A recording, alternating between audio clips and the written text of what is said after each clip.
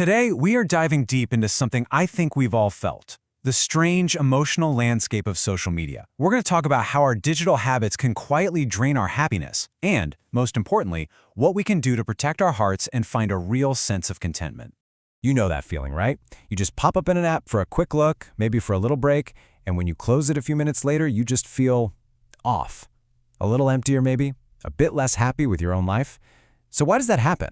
Let's get into it. Now, the first word that probably jumps to mind is envy. And sure, that can be part of it. But what we're looking at today is something a little different, a little more common, and maybe even a little sneakier. It's the hidden cost of all that scrolling. Okay, this slide is really important because it draws a super clear line in the sand. Most of us can honestly say we don't feel envy or hasad. We don't wish for someone else's good fortune to just disappear. But discontentment, that feeling that what we have just isn't quite enough anymore, yeah, that hits a lot closer to home for a lot of people.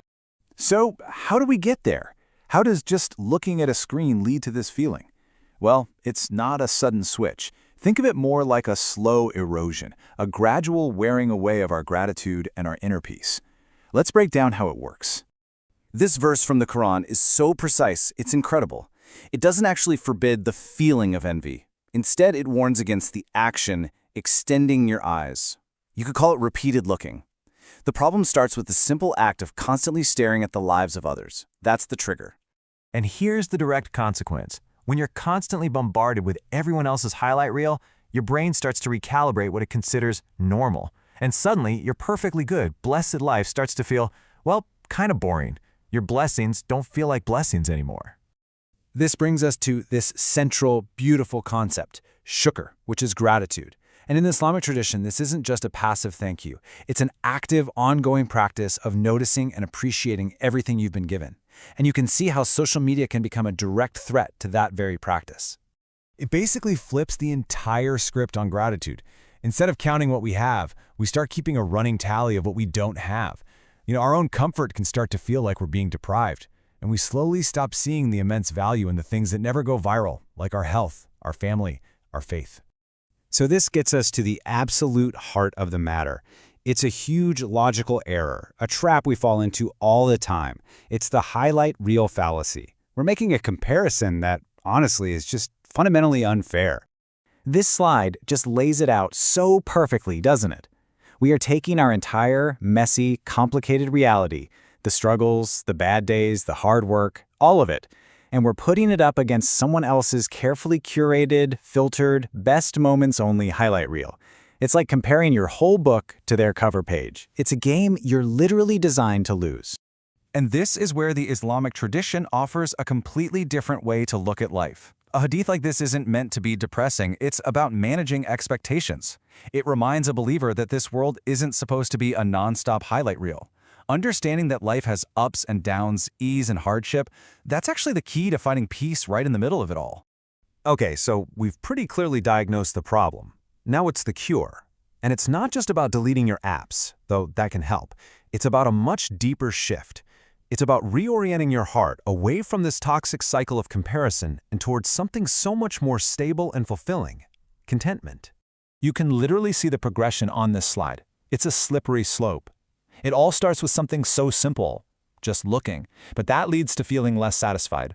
Then, these little, quiet complaints start bubbling up in your heart, and before you know it, your sense of gratitude is weaker, and your inner peace, it's just gone.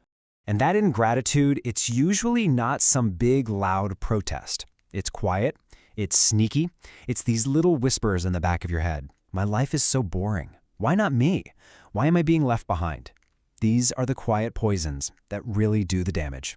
So the solution is to completely redefine what we're chasing. It's a total reorientation. Real success has nothing to do with how many people see you. A true blessing has nothing to do with going viral.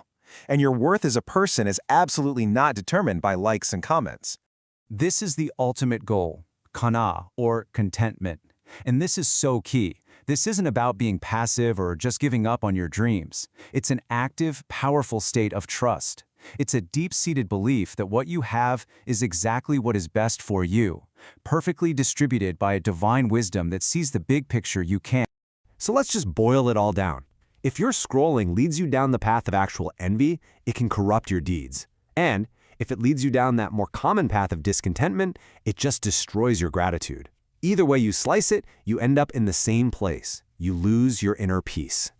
And because both roads lead to the same kind of loss, the cure targets the same root cause. It all comes back to one thing: protecting your heart and staying focused on your own unique purpose. And that brings us to the final, and I think most powerful question. This is the shift we need to make. Instead of looking at someone else's life and asking, why don't I have that? We need to look at our own life and ask, how can I best honor this unique life that I've been entrusted with? When you start focusing on that question, comparison begins to fade, and that's where real contentment can finally begin.